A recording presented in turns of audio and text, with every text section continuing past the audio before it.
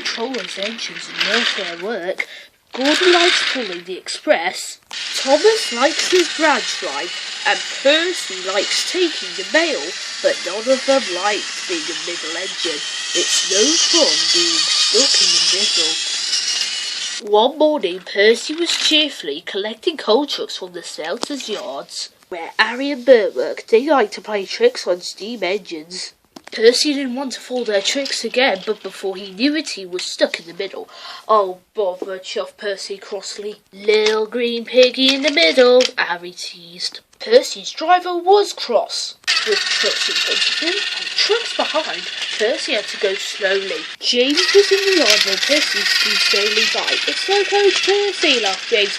"You'd be laughing if you were stuck in the middle," Percy fumed, and he fumed all the way to the coaling plant. One by one, he shunted his trucks onto the tipper's loading ramp. The coal was unloaded. Percy was not allowed to go on the loading ramp until the tipper had been turned off. It was against the rules. But as soon as his driver finally left, there was trouble. Henry arrived to pick up coal. He bumped into the trucks, and the trucks bumped into Percy. Percy was pushed onto the loading ramp.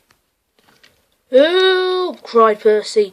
"I'm not a truck," but no one heard him. Percy was hoisted up, tipped over, and brought back down again. After Percy was lowered back onto the ground, the manager was very cross. "You have caused confusion and delay," he said.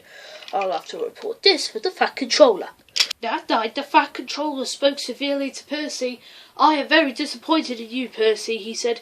"You know against the rules not to go on the tipper's loading ramp." "Sorry, sir," said Percy sadly, "but it wasn't my fault. It's because those diesels, they make me a middle engine." "Never about that. You will shut trucks in the yards until I can get to the bottom of this." "Pooh," said James, thinking no one could hear. "I can handle those diesels with bent buffers and a busted boiler." "Then you will do Percy's run to the Spelters."